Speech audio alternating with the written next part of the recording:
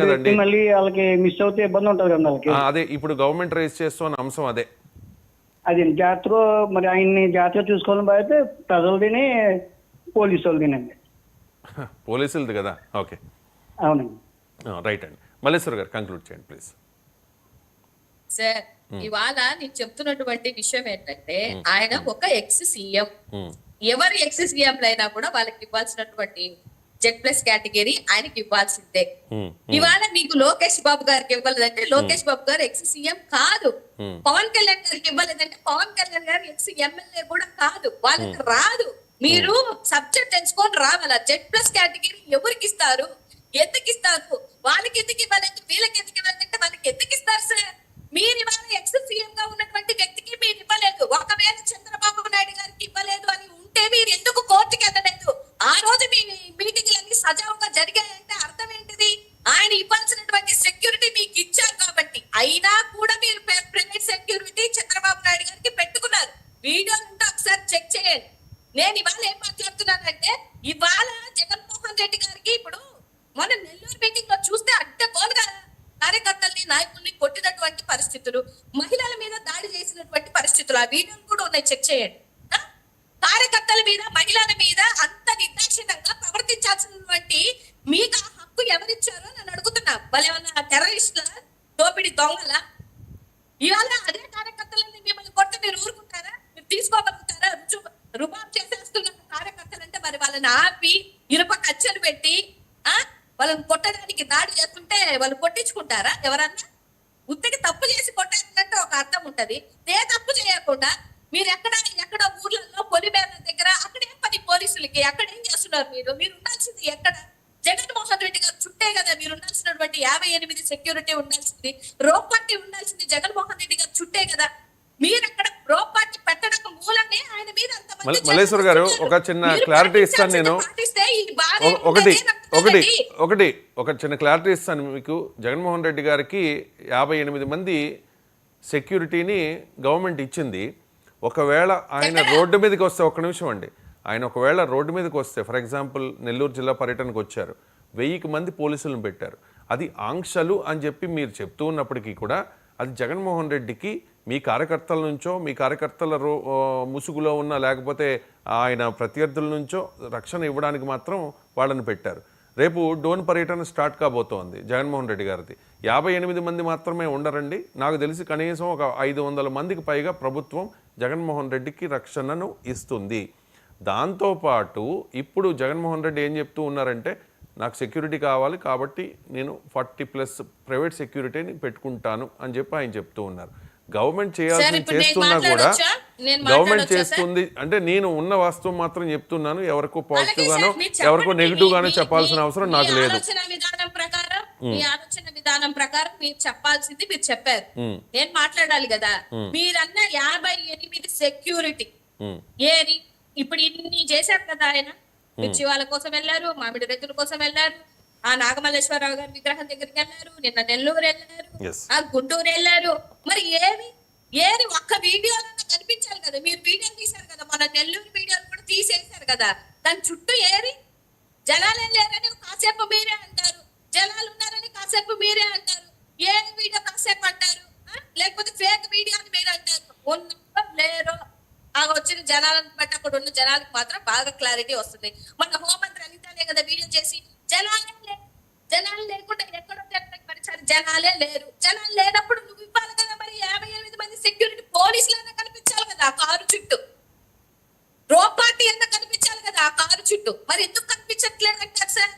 ఇవాళ రేపొద్దున డోన్కి వెళ్ళేటప్పుడు కూడా మీరు 500 నిజంగానే 500 మంది పోలీసులు ఆయన చుట్టూ పెట్టండి. ఎక్కడో జనాలు ఆపడానికి పొలిమేర దగ్గర ఇళ్ళ కాడ కాదు మీరు పెట్టాల్సింది పోలీసుల్ని. జగన్మోహన్ రెడ్డి గారు చుట్టూ పెట్టండి. జగన్మోహన్ రెడ్డి గారికి ఇవ్వమని సెక్యూరిటీ ఇవ్వమని మీకు హైకోర్టు చెప్పినటువంటి విషయం. మా సొంతంగా లేకపోతే మా కార్యకర్తలను ఆపడానికో లేదా మా మహిళా నాయకులు ఆపడానికో కాదు, మాకు అవసరం కూడా లేదు. ఇక ఫైనల్ గా మల్లేశ్వర్ గారు ఓకే క్లారిటీ ఇచ్చారు కదా. ఫైనల్ గా చాలా మందికి ఉన్న డౌట్ ఏంటంటే జగన్కు ప్రాణహాని ఉంది అని చెప్పి పదే చెప్తూ ఉన్నారు కదా. ఉంటే ఎవరి నుంచి ఉండొచ్చు? జగన్మోహన్ రెడ్డి గారికి ప్రాణహాని ఉంది అని మీ ఛానల్లోనే ఎవరో ఒక వ్యక్తి చెప్పడం కూడా జరిగింది.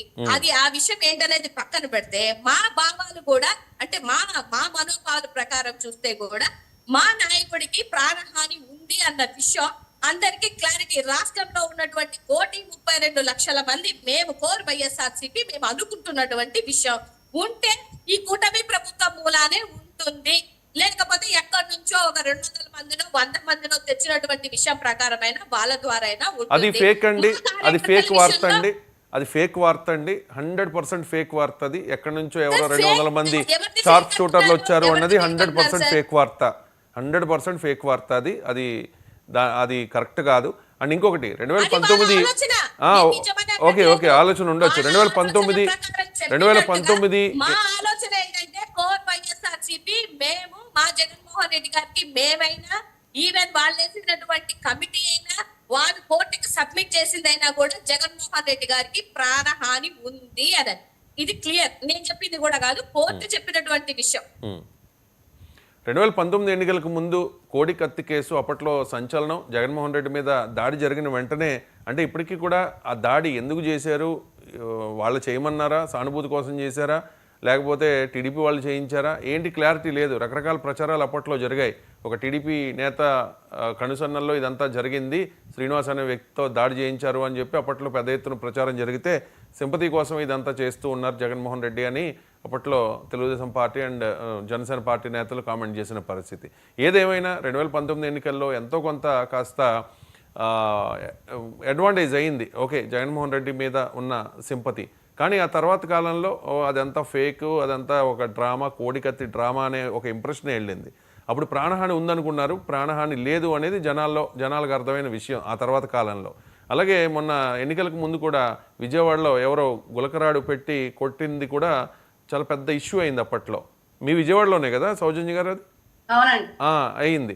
తర్వాత దానికి సంబంధించిన ఒక వీడియోను కూటమి నేతలు రిలీజ్ చేశారు. కాదు ఆ పూలదండకున్న ఒక ఇనుపు రేకు ఏదో గుచ్చుకుని ఇది అయింది, ఆయన సింపతి కోసం ఎలాంటి డ్రామాలు అన్నీ చేస్తూ ఉంటాడు అని చెప్పేసి.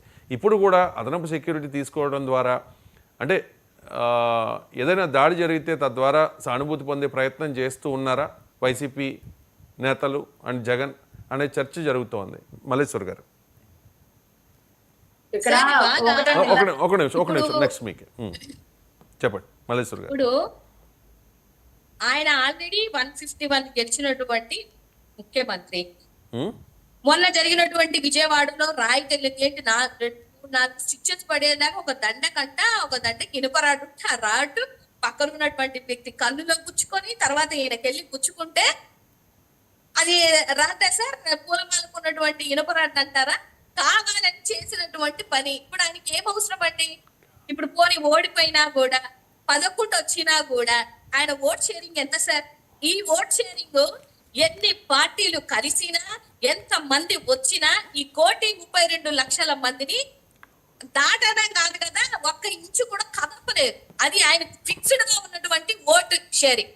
నేను ఇప్పుడు వెళ్ళిపోయిన 10% ఓటు షేరింగ్ కోసం ఇప్పుడు ఆయన రాయితో కొట్టించుకోనో కోడి కత్తితో చేయించుకోనో లేకపోతే ఇంకొక సంఘటన చేసుకోవాల్సినటువంటి అవసరం జగన్మోహన్ రెడ్డి గారికి లేదు సార్. మీరు చేశారు అనంటే అది ఒప్పుకోవాల్సినటువంటి వాస్తవాలు ఒప్పుకోకుండా ఇవాళ ఆయన చుట్టూ జనాలు వస్తున్నారంటే వస్తారు. జగన్మోహన్ రెడ్డి గారికి ఉన్నటువంటి ఇమేజ్ ని బట్టి వస్తారు. ఇవాళ ఏమైనా ఎలక్షన్స్ ఉన్నాయా సార్? మనలో మనమాట ఇవాళ ఎలక్షన్ ఉందా? ఇంకా 4 ఏళ్ళు పోరాడాలి. ఎందుకు వస్తున్నారు జనాలు అని అంటే మీరు ఆలోచించాల్సింది జగన్మోహన్ రెడ్డి గారి కోసం ఎందుకు జనాలు వస్తున్నారు కాదు. మన కూటమి ప్రభుత్వం మీద ఎంత నెగిటివిటీ 1 year లో వచ్చింది, ఆ నెగిటివిటీ కార్యకర్తల్లో హిట్ అయింది కాబట్టి అంతమంది ఆయన కోసం వస్తున్నారన్న విషయాన్ని కూటమి ప్రభుత్వం గుర్తు పెట్టుకోవాలి. మనం పిలుస్తుంటేనే 70 నుంచి 80 మంది ఎమ్మెల్యేలు మీటింగ్ కి రావట్లేదు అని అంటే ఏంటి అనేది గుర్తు పెట్టుకోవాలి. మనలో ఉన్నటువంటి కూటమి నాయకులే మనం దొంగతనం చేస్తున్నాం, దోపిడీ చేస్తున్నాం, 100 కోట్లు ఈ విధంగా నీరు ఖర్చు విధంగా డైవర్ట్ అవుతున్నాం. థ్యాంక్ యూ మల్లేశ్వర్ గారు. థ్యాంక్ యూ మల్లేశ్వర్ గారు. Time up. సౌజన్య గారు కంక్లూడ్ చేయండి ప్లీజ్.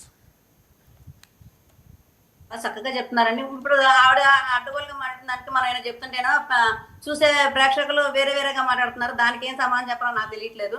సరే అది పక్కన పెడితే మనం అంటే కొన్ని అంశాలు ఆవిడ మాట్లాడిన మాటలో సెక్యూరిటీ ఇవ్వలేదనే మాట మనం చూసుకున్నట్టయితే సెక్యూరిటీ ఇచ్చారా లేదా అని ఇప్పుడు మన డిపార్ట్మెంట్ కి వెళ్ళి అక్కడ వాళ్ళకి అసలు ఆల్రెడీ రూట్ మ్యాప్ ఉంటాయి. ఆ రూట్ మ్యాప్ ఎక్కడెక్కడ ఎవరెవరిని అసైన్ చేస్తారు దాని తాలూకు లిస్ట్ అంతా ఉంటుందండి. కావాలంటే అది ఒకవేళ మీకు అవకాశం ఉంటే నెక్స్ట్ డిబేట్ లో తెప్పించండి. ఆ తెప్పించిన దాన్ని బట్టి జగన్ గారి పర్యటనలో ఎంతమంది ఇచ్చారు, ఎవరెవరు ఎక్కడెక్కడ అసైన్ చేశారు, ఇదంతా ఒక మనకన్నా ప్యానల్ లో కూర్చొని మనం మాడుకునే దానికన్నా కూడా గ్రౌండ్ లో వాళ్ళు చేసేది త్రూ పేపర్ ద్వారా ప్రతి ఒక్కటి చాలా ఇన్ఫర్మేటివ్ గా ఉంటది కాబట్టి అది తెప్పించవచ్చు. దానికి ఒకటి.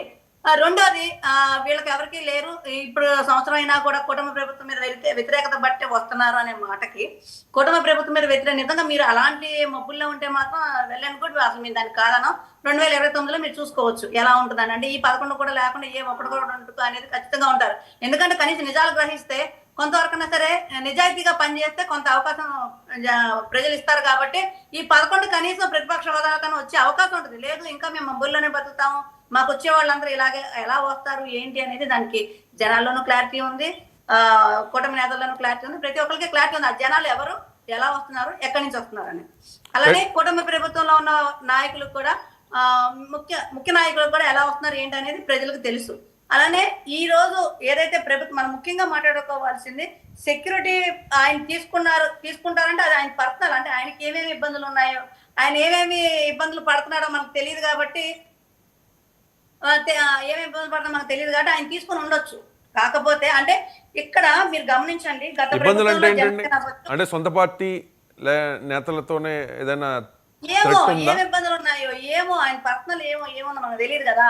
ఒకటి ఇప్పుడు జనసేన ప్లస్ టీడీపీ ఈ 2 అంశాలు మీరు తీసుకున్నట్టయితే గతంలో సెక్యూరిటీ ఇవ్వలేదు, అది కూడా ఆన్ రికార్డ్ గా మీరు చూసుకోవచ్చు. అయినప్పటికీ కూడా జన సైనికులై ఆయన సెక్యూరిటీ ఇచ్చారు, అలాగే టీడీపీకి అలాగే ఇచ్చారు. మరి ఈ రోజు వైసీపీకి ఎందుకు ఇవ్వట్లేదు అంటే ఎందుకు ఆ భయం, అంటే కార్యకర్తలే సైనికులకి ఎందుకు మారలేకపోతున్నారంటే ఏమో మరి ఆయన వల్ల మరి కార్యకర్తలకి ఆయనకి ఉన్న మధ్యలో అండర్స్టాండింగ్ ఏంటి, లేదా ఆ కార్యకర్తలు ఎలా ఉన్నారు, అంటే ఎలాంటి పరిస్థితుల్లో వాళ్ళు వచ్చారు ఏంటి అనేది ఆయనకే తెలియాలి. అందుకని ఆయన పర్సనల్ సెక్యూరిటీ 40 మంది అడుగుతున్నారు. ఎందుకంటే అప్పుడు 52 మంది ఇవ్వకపోయినా, లేకపోతే 150, 250 మంది, 500 మంది కూడా ఇవ్వకపోయినా కూడా మేము మీటింగ్లు చేయగలిగాం, అది మా దమ్ము. కానీ ఈ రోజు అంతమందిని ప్రతిపక్ష హోదాలో లేకపోయినా ఒక మా Z+ కేటగిరీ అనేది అడ్డుపెట్టి మేము ఇంతమందిని ఇస్తున్నా కూడా ఆయన ఇంకా ప్రైవేట్ సెక్యూరిటీ అడుగుతున్నారంటే మరి ఆయనకి ఏం భయోందాలు ఉన్నాయో, లేకపోతే ఏం అపనమ్మకాలు ఉన్నాయో, లేకపోతే ఇంకోటి అంటే వచ్చేది మాక్సిమం ఆవిడ అన్నట్టు వాళ్ళ కార్యకర్తలే కదా వచ్చేది మాక్సిమం. ఆ కార్యకర్తల్లోనే మరి ఏమో ఆ కార్యకర్తల ముసుగులో మీ కార్యకర్తలు లేకపోతే ఎవరైనా ఉంటారేమో అనేది వాళ్ళకు ఉన్న భయం. కార్యకర్తలు కానీ మా నాయకులు కానీ ఆయన చూడడానికి కూడా ఇష్టపడరండి, ఆయన ముఖం చూడడానికి కూడా ఎవరు ఇష్టపడరు కాబట్టి అసలు వాళ్ళంత భయాలు పెట్టుకోవసరలా. మా కూటమి నాయకులు కానీ మా కూటమి కార్యకర్తలు కానీ